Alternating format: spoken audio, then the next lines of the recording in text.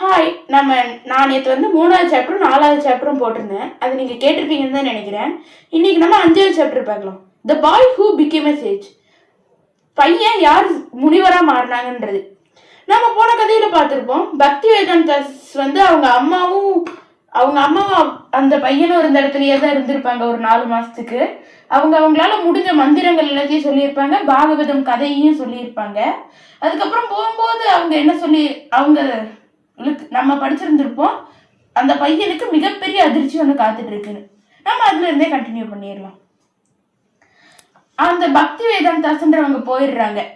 அதுக்கப்புறம் அவங்க அம்மாவும் அவனும் சந்தோஷமா தான் இருக்காங்க. ஒரு நாள் அவங்க அம்மா வந்து பால் கறந்துட்டு வீட்டுக்கு வந்துட்டு இருக்கிற வழியில நல்ல ஒரு பெரிய பாம்பு படுத்துட்டு இருந்திருக்கு. அது தெரியாம அவங்க காலால் லேசா தட்டிடுறாங்க. அந்த பாம்பு டக்குன்னு அவங்க அம்மாவோட காலை கடிச்சு வச்சிருது. அவங்க அந்த இடத்துலயே ரொம்ப விஷம் இருந்ததுனால அங்கேயே தவறிடுறாங்க. அந்த பையன் வந்து நம்ம அம்மா பெரிய பெரிய முனிவர்களுக்குலாம் எவ்வளவோ பண்ணியிருக்காங்க, நம்ம அம்மா நிச்சயம் கடவுள் ஏதாவது ஒரு நல்ல இடத்துல தான் வச்சிருப்பாரு, நம்ம அம்மா ரொம்ப நல்லா தான் இருப்பாங்க அப்படின்னு நினைச்சுக்கிறான். அதுக்கப்புறம் அவன் நிச்சயம் கடவுள் வந்து நார்த் சைட்ல தான் இருப்பாரு, பக்தி வேதாந்தாஸ்ன்றவங்க அந்த பக்கமா தான் போனாங்கன்னு சொல்லி போக ஆரம்பிக்கிறான். போற வழியில நிறைய ஊர்களை தாண்டுறான், காடுகளை தாண்டுறான், ஆறுகளை தாண்டுறான். ஆனா அந்த காட்டுக்குள்ள ஆறுக்குள்ளலாம் ரொம்ப கொடிய விலங்குகள்லாம் இருக்கு. ஆனா அதை பத்தின அவனுக்கு பயமே இல்லை. தினமும் காலையில குளிப்பான், அப்படியே வந்து தியானம் பண்ணுவான், போவான், குளிப்பான், தியானம் பண்ணுவான். இது எதை ரிப்பீட்டடா பண்ணிட்டே இருப்பான். அதுக்கப்புறம் ஒரு நாள் என்ன ஆகுது, அவனுக்கு ரொம்ப பசிக்குது. அவனால முடியல, ஏன்னா ஒன்றும் சாப்பிடாம தண்ணி குடிக்காமே தான் நடந்துட்டு இருப்பான். அதுலயும் அவன் எதையும் பொருட்படுத்தாம தியானம் பண்றான் கிருஷ்ணர் மேல. அப்ப டக்குன்னு அவனோட உள்ளத்துல கிருஷ்ணர் தோன்றதை அவனால உணர முடியுது. கிருஷ்ணரையும் அவன் பார்த்துடுறான். அவனுக்கு ரொம்ப சந்தோஷமாயிடுது. அதுக்கப்புறமா அவன் திருப்பி தியானம் பண்றப்ப கிருஷ்ணர் வரமாட்டேங்கிறாரு.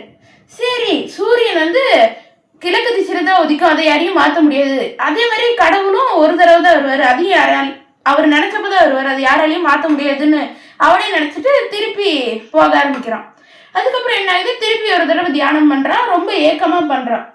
கடவுள் கிருஷ்ணரோட குரல் மட்டும்தான் அவனுக்கு கேட்குது, வேற எதுவுமே அவனால பார்க்க முடியல. அந்த குரல் அவன் நல்லா கூர்ந்து கவனிக்க போதுதான் கிருஷ்ணர் சொல்றாரு, நான் உனக்கு காட்சி கொடுத்தது நான் இருக்கேன்றத உனக்கு நிரூபிக்கதான். நீ என்ன இந்த சும்மா இருக்கிற இந்த உடல்ல இருந்து உன்னால என்ன பார்க்க முடியாது, நீ இந்த உடலை விட்டு வெளியே வர்றப்ப நான் உன்னை என் கூடவே ஐக்கியமாக்கிறேன்னு சொல்றாரு. அந்த பையன் அதுக்கப்புறம் முனிவர் ஆயிடுறான். அதுக்கப்புறம் என்ன ஆகுது, ஒரு நாள் கடவுளும் அவனை எடுத்துக்கிறாரு, அவனும் இறந்து போறான்.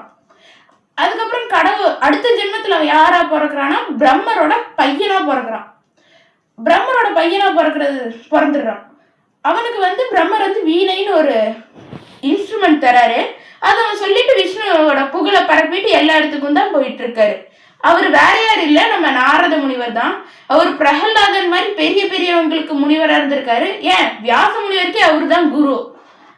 அதுக்கப்புறம் அடுத்த கதை யாரை பத்தி நம்ம இப்பவே பார்த்துடலாம். அடுத்த கதை திரௌபதி. அவங்க யார் நமக்கே தெரியும், பாண்டவர்களோட மனைவி. அவங்கள பத்தி நம்ம அடுத்த கதையில பார்க்கலாம். பாய்.